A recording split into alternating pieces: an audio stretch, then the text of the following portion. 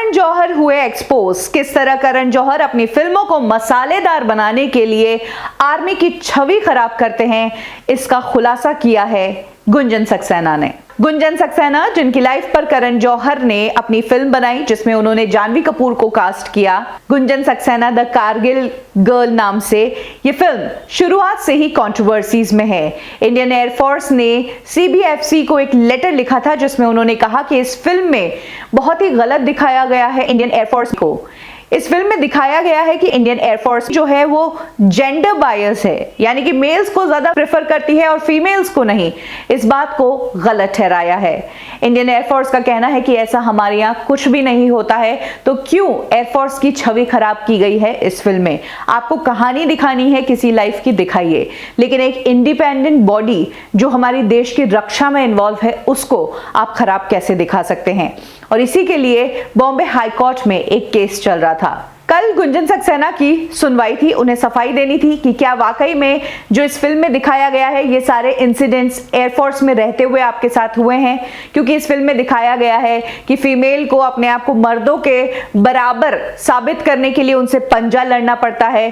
किस तरह से ज्यादा प्रेफरेंस जो है वो मेल्स को दी जाती है इंडियन एयरफोर्स में, कुछ इस तरह की चीजें बताई गई। गुंजन सक्सेना ने इस पे कल सारी सफाई दी। गुंजन सक्सेना ने कहा कि मेरा फिल्म के क्रिएटिव पार्ट पर कोई कंट्रोल ही नहीं था, ना ही मैंने इस फिल्म की स्क्रिप्ट पढ़ी और ना फिल्म का फाइनल कट देखा। मैंने भी फिल्म को रिलीज होने के बाद ही देखा। साथ ही गुंजन सक्सेना ने अपने स्टेटमेंट में यह भी कहा कि फिल्म में जिस तरीके से जेंडर बायस दिखाया गया है इंडियन एयरफोर्स को, ऐसा वहां पर रहने के दौरान मेरे साथ कुछ भी नहीं हुआ था।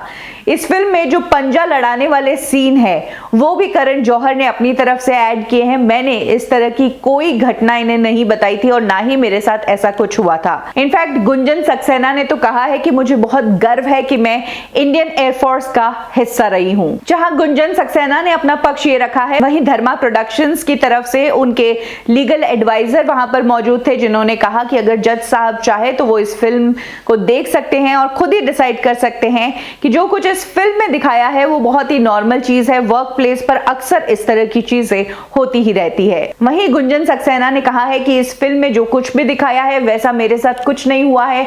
मैं बहुत ही आभारशील हूं सभी ऑफिसर्स की जिन्होंने इंडियन एयरफोर्स में मुझे चांस दिया। आपको बता दें कि गुंजन सक्सेना ने कारगिल वॉर फाइट किया था और उन्हीं की लाइफ पर बेस्ड फिल्म करण जौहर की कंपनी ने बनाई थी।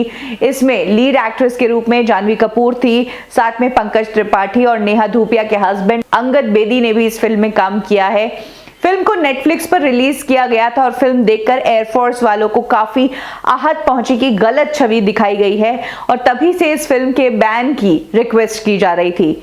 अब इस फिल्म पर सुनवाई हुई है तो हाई कोर्ट ने कहा है कि अब ये पूरा मामला जो है वो सेंटर को और करण जौहर के प्रोडक्शन कंपनी को आपस में ही सुलझाना होगा, क्योंकि जब से ये फिल्म रिलीज हुई है तब से लाखों लोग इस फिल्म को ऑलरेडी देख चुके हैं। तो ऐसे में फिल्म को पुल डाउन करना या फिल्म को सभी प्लेटफॉर्म से हटाना, उससे कुछ खास फायदा नहीं होगा। लेकिन हाँ, एक बात जरूर है, इस पूरी चीज से ये बात सामने आ गई है कि गुंजन सक्सेना फिल्म में कई सारी ऐसी चीजें बताई है जो वाकई में उनके साथ रियल लाइफ में नहीं हुई है, यानी कि बड़ा चढ़ाकर बताई गई।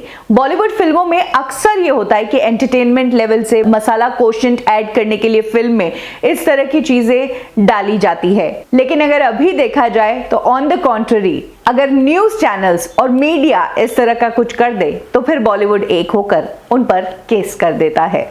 क्या कहना है आपका इस पूरे मामले पर? कमेंट सेक्शन में जरूर शेयर कीजिए।